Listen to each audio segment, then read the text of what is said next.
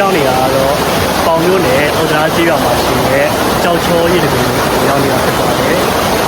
ကျွန်တော်မိုးကလည်းကြားလာပြီဆိုတော့ဒီကြောက်ချောရည်တကူမှာရေရလည်းကျွန်တော်စီးနေပြီကျွန်တော်နောက်မှာရေစီးနေတယ်ပြီးတော့ဒီဘက်မှာလည်းကျွန်တော်ရေရှိနေပြီလေ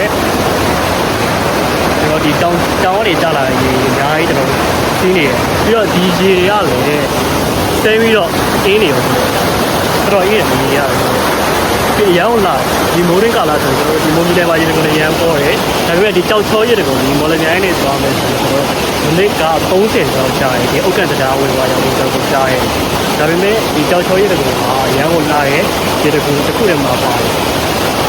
ဒီအနောက်ကကျွန်တော်နောက်မှာဒီစီးနေရေကိုကြည့်မယ်ဆိုတော့လောက်လာရဆိုတော့ဒီဗီဒီယိုထဲမှာတွေ့ရတယ်